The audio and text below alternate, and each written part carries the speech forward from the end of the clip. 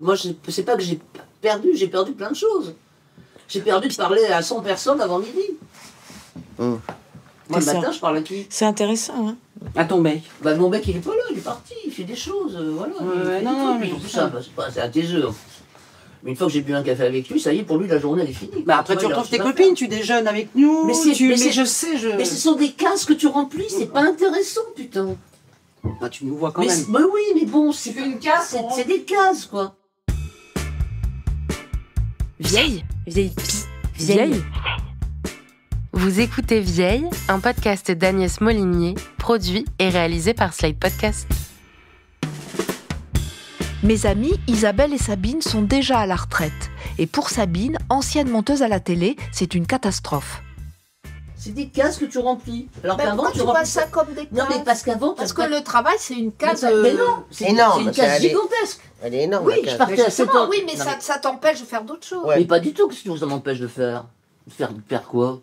Oui, parce que j'avais que le travail. Je fais pas le Oui, ménage. ça veut dire que t'as rien, enfin, t'avais pas d'envie. Mais j'avais pas envie d'en avoir d'autres choses. J'avais pas envie. J'ai pas envie. Et qu'est-ce qui te manque? C'est les gens? Mais c'est bosser, c'est le challenge. C'est se dire, putain, il me reste 1 heure pour faire un truc que je devrais faire en 4 heures, je vais arriver à le faire en 1 heure. C'était ça, c'est le challenge qu'on avait tout le temps. Et tu avais besoin d'adrénaline alors. Et t'as pas trouvé d'autres challenges dans ta vie? Que l'adrénaline, non.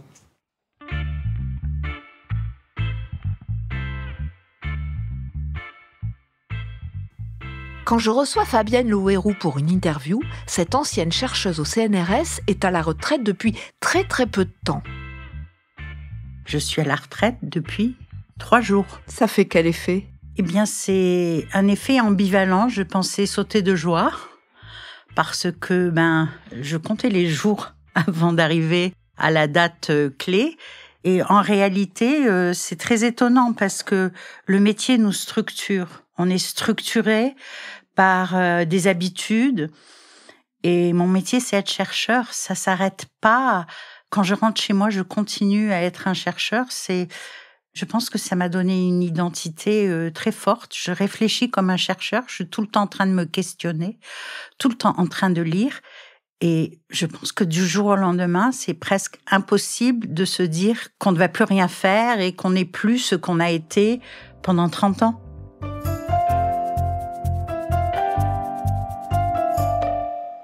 Je vais pas vous mentir, moi aussi ça m'a travaillé au début. La peur du vide. Même Flora, ma fille, s'est inquiétée. Mais moi je suis contente parce que ça m'a un peu fait flipper de t'imaginer sans travailler parce que un monde où tu travaillais pas, c'était un monde où t'étais pas journaliste, c'était inimaginable. Tu te disais, c'est inimaginable. Mais je t'ai jamais connue sans travailler ou sans être journaliste et ça a toujours pris beaucoup de place dans ta vie. Et j'ai pas flippé, mais tu sais, quand tes parents partent à la retraite, t'as toujours un peu ce truc de oh là là, comment ça va se passer? Elle va aller jouer au bridge et ça va pas. Parce qu'elle va dépérir devant Netflix à longueur de journée. Et en fait, t'as super bien rebondi. Et en même temps, aussi en apprenant à profiter de ta nouvelle liberté et en te disant waouh, j'ai la maîtrise de mon temps là.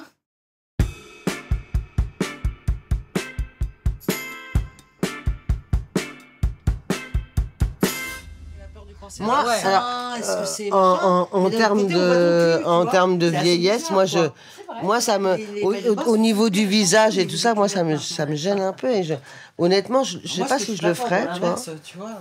Mais ouais, mais toi, t'as une peau magnifique. Ouais, mais je penserais, toi, les yeux, là, j'ai les paupières, machin, là. Les femmes, tu penserais à faire... Ouais, Ma mère l'a fait il y a 40 ans. Je sais pas si je le ferais, mais je serais tentée de le faire. Non, ma mère a fait... Je sais pas. Tu sais, les signes de vieillesse sur le visage, les paupières, machin. Moi, c'est là, moi.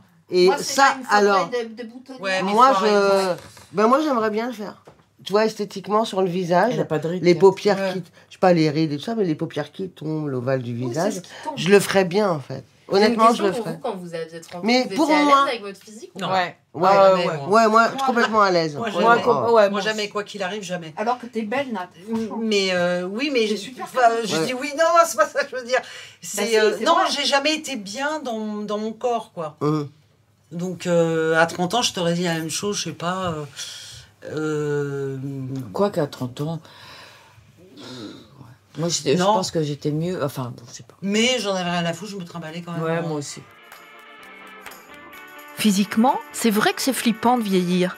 Parfois, je me vois dans le reflet d'une vitrine de magasin et ça me frappe. Mon corps a changé, mes cheveux sont blancs. J'ai vraiment l'air de ce que je suis, une femme de 62 ans. Et il n'y a pas que moi que cette image dérange. Dans son nouveau livre, Marie Charelle, journaliste au Monde, pose même la question « Qui a peur des vieilles ?» On pourrait répondre à peu près tout le monde. À peu près tout le monde, exactement. C'est le constat de départ et le constat d'arrivée de ce livre, malheureusement. C'est un repoussoir, les vieilles femmes ? C'est largement un repoussoir encore dans notre société, tant pour les hommes que pour les femmes d'ailleurs, alors que nous sommes dans des sociétés de vieux, c'est-à-dire des sociétés qui vieillissent. Et une des interrogations au départ du livre, c'était « mais pourquoi on est à ce point complètement déphasé entre ce que nous sommes, nos sociétés occidentales à cheveux blancs et de plus en plus, et ce fantasme du corps jeune qui guide à peu près tout, quoi, la publicité, les ventes, le cinéma. On ne se regarde pas tel que l'on est vraiment. Et je pense que ça rend beaucoup de monde malheureux.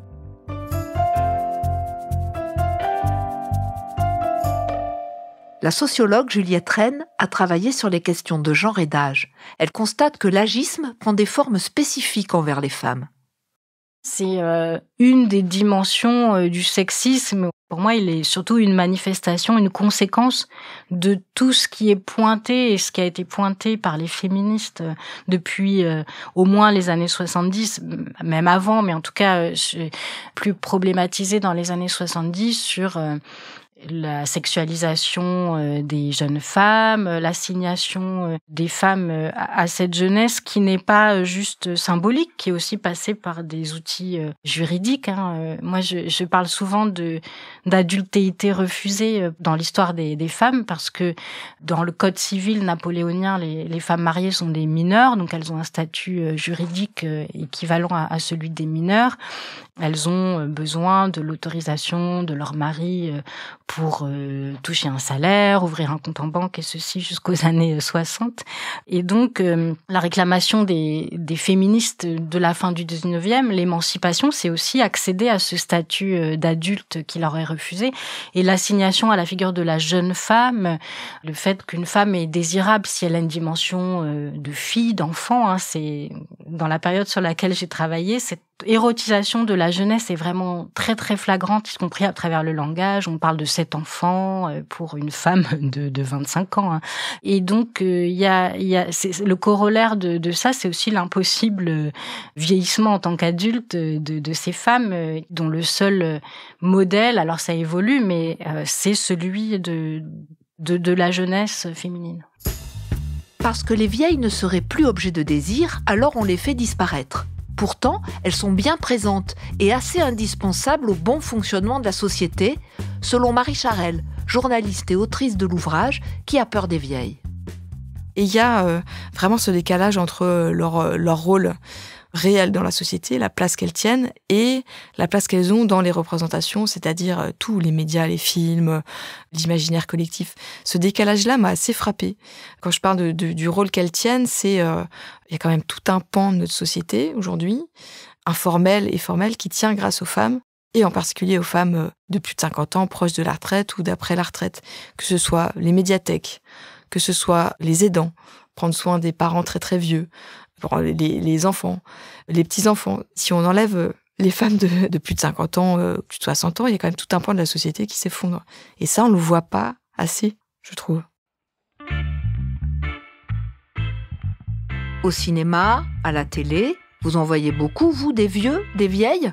Non, et c'est pas étonnant.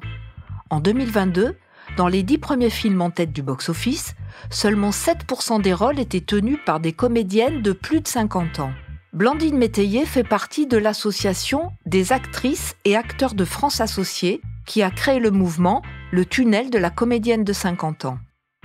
Ils ont analysé 10 films français en tête du box-office 2022. À une exception près dans ces 10 films, les rôles de femmes de plus de 50 ans sont généralement secondaires, voire insignifiants. La majorité des productions se caractérisant par une vision stéréotypée, voire rétrograde, des identités de genre. Ils ont dégagé 2 grands axes, les femmes de plus de 50 ans dans des rôles sociaux bien définis, et la femme de plus de 50 ans essentialisée de façon caricaturale. Donc, alors, rien de nouveau sous le soleil. Il y a les mères de famille qui arrivent en première position. C'est la sous-catégorie reine, une de celles où les stéréotypes de genre sont par ailleurs les plus prégnants. En deuxième position, il y a les femmes de pouvoir. Mais faut pas s'emballer, hein. Non. Parce que elles existent avant tout par leur métier. C'est tout. Elles n'ont droit à aucune vie personnelle, familiale, amoureuse. Non, rien de tout ça. Aucune existence en dehors du travail. Et en troisième position, les mentors ferment le peloton et semblent enfin composer une galerie de portraits un peu plus ouverts, un peu plus libres et peut-être plus humains aussi. Mais les stéréotypes ne sont jamais loin. Donc, pour résumer, il y a des mères, des grands-mères, des femmes qui peuvent aujourd'hui occuper des postes dans des univers traditionnellement dévolus aux hommes, mais rarement des femmes désirées ou désirantes. Là, le problème, c'est que qui n'est pas représenté n'existe pas. Donc, le fait qu'elle ne soit pas à l'image, elle n'existe pas dans la société. Donc, on ne l'envisage pas autrement que là où elle est, c'est-à-dire invisible. Invisible. Et donc, elles disparaissent aussi dans la société. C'est ça le problème, c'est que c'est un cercle vicieux, c'est que si on les voit pas à l'image, elles disparaissent dans la société, et si elles disparaissent dans la société, on va pas les mettre à l'image. Enfin, voilà. Alors que si on les voyait dans les films, oui, on se dirait, dans la société, elles ont le droit d'occuper ce poste. Et vice-versa. C'est très important. Qui n'est pas représenté n'existe pas. Nous, on se bat pour les représentations et pour que toutes les personnes dans la société soient représentées. Et c'est très important, en particulier pour les jeunes filles et les jeunes femmes. Parce que comment se projeter dans l'avenir si il y a aucun avenir? Si on se dit, de toute façon, à 40, 45 ans, waouh, si j'ai pas fait ma vie avant, je suis foutu. Je serai au rebut. C'est horrible. Parce que ça va très vite. En fait, on se bat pour toutes les femmes. Qu'elles soient jeunes, moins jeunes, âgées, pour toutes les femmes. Pour qu'elles soient représentées. Parce que les hommes, eux, le sont. Vous avez quel âge, Blandine? Je le dis pas parce que dans notre métier, alors c'est terrible, hein. J'aimerais bien pouvoir le dire parce que souvent on me dit c'est pas possible, non, tu fais beaucoup.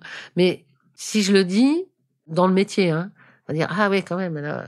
Alors qu'ils vont vous donner un rôle de 10 ans de moins, mais si vous dites votre âge, ils vont pas vous le donner. Donc on est obligé de pas le dire ou de mentir. On est en plein dans le sujet. Exactement. Merci d'accueillir Meryl Streep. 35 years ago, when I was Quand j'étais à Cannes, il y a 35 ans, pour la première fois, j'étais déjà mère de 3 enfants. J'approchais des 40 ans et je pensais que ma carrière était terminée. À l'époque, pour une actrice, c'était une prévision raisonnable. Je vous dois beaucoup, à vous tous, les cinéphiles. Vous ne vous êtes pas lassés de moi, vous n'êtes pas encore descendus du train. Alors bien sûr, des vieilles, il y en a au cinéma, et heureusement. Mais ne sont-elles pas l'arbre qui cache la forêt? J'ai demandé à Adèle Henneman, une amie de ma fille, jeune scénariste pour la télé, ce qu'elle en pensait. On s'était donné rendez-vous au bistrot.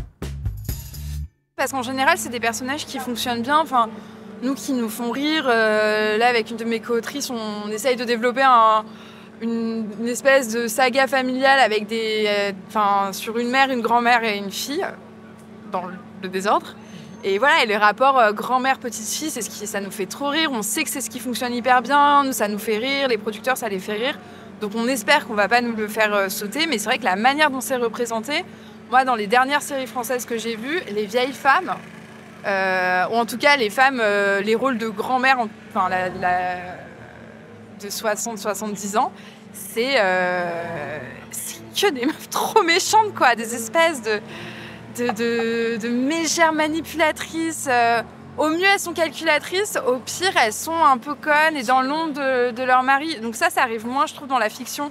On essaye quand même que les femmes aient un peu plus de rôle et soient un peu plus, ce qu'on appelle proactives, c'est-à-dire qu'elles sont un peu moteurs dans l'histoire. Mais je trouve que dans la représentation, c'est pas des personnages très positifs, quoi. Les femmes qui sont pas des... Parce que c'est même pas des femmes âgées, c'est juste des femmes qui sont pas des mères de jeunes enfants. Je trouve ça, c'est vraiment, là, j'ai vu De Grâce, la femme, la femme de 60 ans, c'est une espèce de monstresse et tout. Une saga familiale là, qui s'appelle Tout cela, je te le donnerai. La femme depuis 60 ans, elle a buté toute sa famille. c'est vraiment... Donc oui, je pense qu'elles sont un peu plus représentées, mais c'est pas encore des... On n'y est pas encore. T'as pas encore envie de leur faire des câlins, quoi. Bonne ou mauvaise image, c'est peut-être la démographie qui pourrait changer les choses. Aujourd'hui en France, 40% de la population a plus de 50 ans. Et parmi ces seniors, 14 millions de femmes. Dans 35 ans, 1 personne sur 3 aura plus de 60 ans. Marie Charelle, journaliste et autrice de Qui a peur des vieilles, le confirme. On est dans un basculement démographique qu'on ne voit pas. Et c'est dramatique parce que quand on parle du soin, du care, de l'accompagnement des aidants, à un moment, on va avoir un vrai problème, quoi. Donc on peut dire c'est des robots qui s'occuperont de nous. Ou alors on se dit on accompagne notre vieillissement dans tout ce que ça veut dire aussi de prendre soin de nos aînés et de pas les planquer dans les EHPAD pour qu'ils meurent, quoi. Comme on peut s'en révolter déjà maintenant, parce que c'est un peu ce qui nous attend tous, donc autant s'en préoccuper maintenant. Si on fait une petite parenthèse sur la guerre des générations, qui est un concept très médiatique, il n'y a pas de guerre des générations. Quand on va dans les familles, qui est en guerre des générations contre son grand-père ou sa personne. Donc je crois qu'il faut aussi regarder ce qui se passe dans les faits, dans les familles. Il n'y a pas de guerre de génération, vraiment. Je pense pas.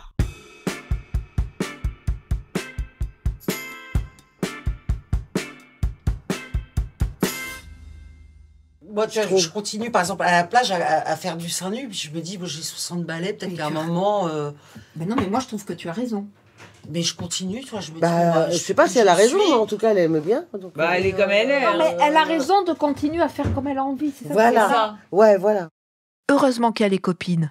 Ça permet une sorte d'émulation, une confrontation souvent joyeuse. Non, mais je regarde Sabine et Isabelle, par exemple, vivre à la retraite. En paglope. En paglope, comme tu dis. Ouais. Alors, je me dis, ouais, effectivement. Alors, comme tu dis, bon, tu te réveilles le matin, c'est sympa. Moi, l'intérêt, entre guillemets, l'intérêt que nous avons. Est-ce Katia m'a dit pareil? Katia m'a dit, nous n'avons plus nos parents. Ben, bien sûr. Voilà. Ouais, mais c'est et que le truc dur est ça passé. Dire... Le truc dur est mais là passé. où tu as raison, Nat, c'est que pour profiter de l'âge dans lequel nous arrivons, c'est que c'est mieux de n'avoir plus que nous à penser. À gérer. Ouais. Voilà, donc oui, c'est vrai que quand je vois Isa et quand je vois les autres copines qui sont en charge de leurs vieux parents... Moi, je me dis, maintenant, je pense à ma gueule, comme souvent d'ailleurs. Là, je me dis, maintenant... De quoi qu'est-ce qu'elle a dit? Je pense à ma gueule, comme souvent. Et là, je me dis, maintenant, là, les 20, 25, là, moi, j'ai envie de m'éclater, quoi. Vous venez d'écouter le 2e épisode de Vieille, un podcast d'Agnès Molinier, produit et réalisé par Slide Podcast. Direction éditoriale Christophe Caron, production éditoriale et prise de son Nina Pareja, montage et réalisation Aurélie Rodriguez. Retrouvez la suite sur Slate Audio et toutes vos plateformes d'écoute préférées. Merci à Sabine, Isabelle, Nat, Katia et Flora. Merci à Fabienne Leouérou, Marie Charelle, Juliette Rennes, Blandine Métayer et Adèle Henneman pour leur participation à ce podcast.